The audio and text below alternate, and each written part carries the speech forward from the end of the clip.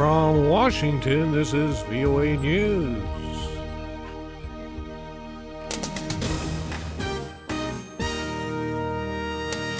Ukraine's interim leaders name a new prime minister. The U.S. ambassador to China prepares to wrap it up.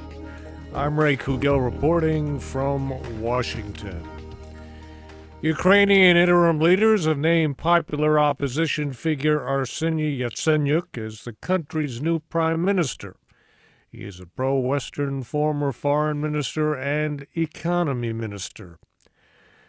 The White House says it strongly supports Ukrainian leaders as they work to form a multi-party government to represent all Ukrainians.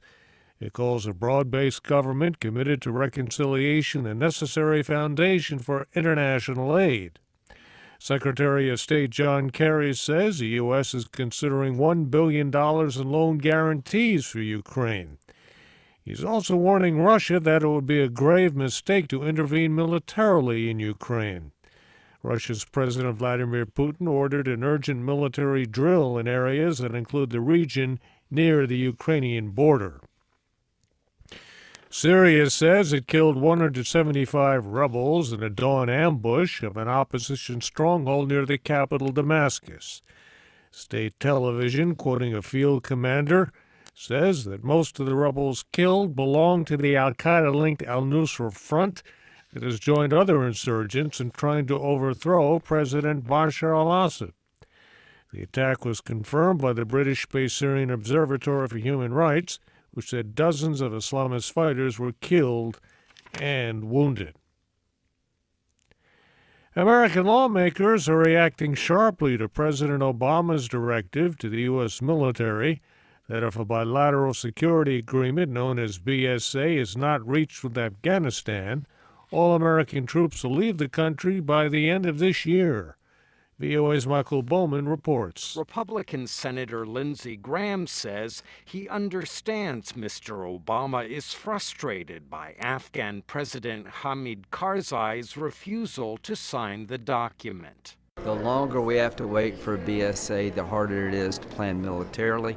But Graham worries that an Afghanistan left to fend for itself will descend into the chaos and violence that has beset Iraq since U.S. forces left that country. Democratic Senator Jeanne Shaheen says finalizing a BSA with Afghanistan would be in both countries' best interests.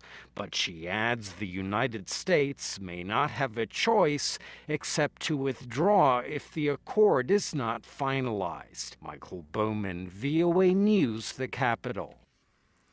The U.S. Appeals Court is ordering Google to remove an anti-Muslim film from its video-sharing website, YouTube. The film, called Innocence of Muslims, has incited international outrage and sparked protests around the world because of its negative portrayal of the Prophet Muhammad. Its appearance online coincided with the September 2012 attack on the U.S. diplomatic compound in Benghazi, Libya.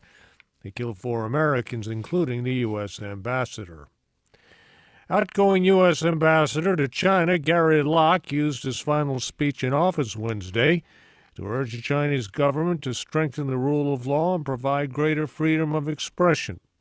Speaking to a group of Chinese university students in Beijing, Ambassador Locke said in many cases China would need only to adhere to its existing laws in order to protect fundamental human rights. Ambassador Locke is the first Chinese American to serve as U.S. ambassador to Beijing. He leaves on Saturday and will be replaced by former U.S. Senator Max Baucus. Women's rights activists say Uganda's new anti-pornography law is being misinterpreted and encouraging violence against women.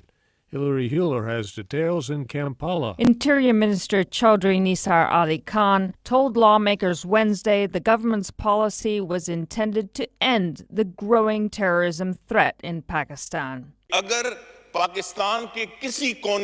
He says if any terrorist action happens anywhere in Pakistan, we will retaliate on the militant headquarters against those who planned it or carried it out. as we have done in the past week.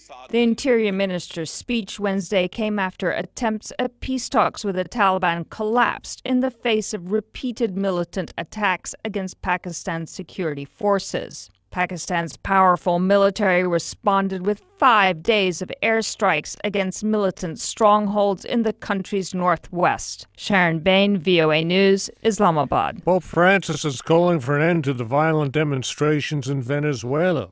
During his weekly Wednesday general audience, the Pope said he hopes hostilities there will cease as soon as possible. Demonstrations in Venezuela began 2 weeks ago, but have grown after at least 13 people were killed and more than 500 arrested.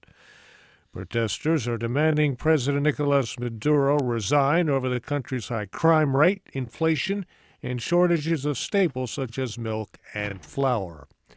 I'm Ray Kouguell, VOA News. More at voanews.com.